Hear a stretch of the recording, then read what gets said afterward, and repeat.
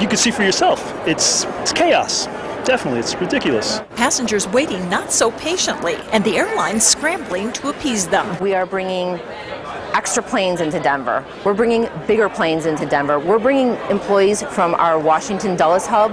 We're bringing employees from California. Tonight, most flights are on time. It's the passengers who are late, thanks to long lines. You just stand in line, and then you find out it's the wrong line, and you check your bags, and it's pretty nightmare. I had a 7:30 flight this morning to Vegas.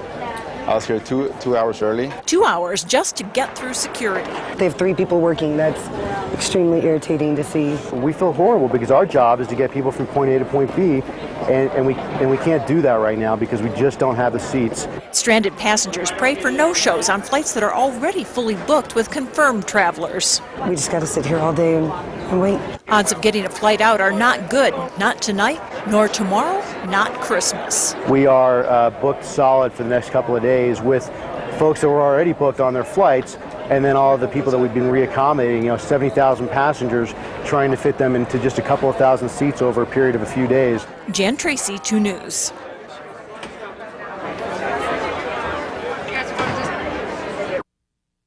Joe Naccio leaves court smiling. He didn't have to testify, a sign the defense is confident. My read of it is that the defense thinks that they're ahead.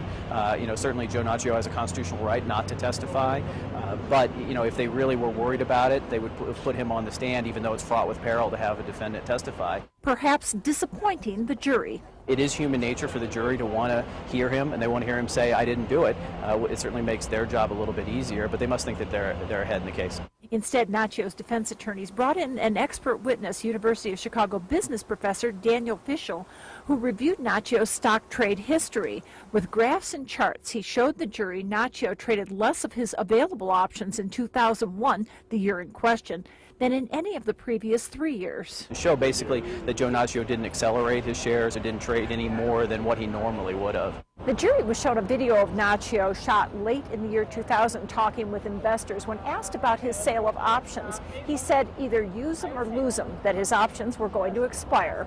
Naccio had 7 million shares that were going to expire, which may not be a legitimate excuse in a court of law.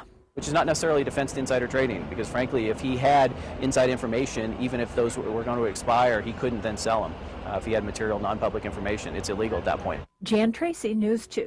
This is what you'd expect to hear in the event of a tornado, but depending on where you live, this is what you actually might hear.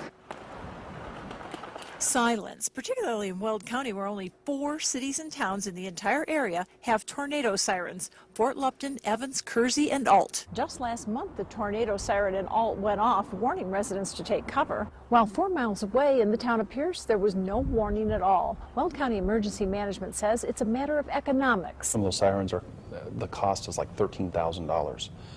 You can get a emergency alert or a weather radio for like $10. But many residents don't even know they're without a warning system. So you mean the whole town doesn't? Wow. I mean, very surprising. Not even in a large city like Greeley. It would be nice to know. Greeley residents could read about it in the newspaper what to do in the event of a tornado sooner than hear a siren. The National Weather Service in Denver has issued a tornado warning in effect. Emergency management officials recommend weather radios as a cost-effective alternative. Well, when the sky gets black, I just turn on my radio and listen to whatever's happening. Especially in an area where so much of the county is agricultural and farmers learn to recognize warning sights without the warning sounds. Jan Tracy, News 2.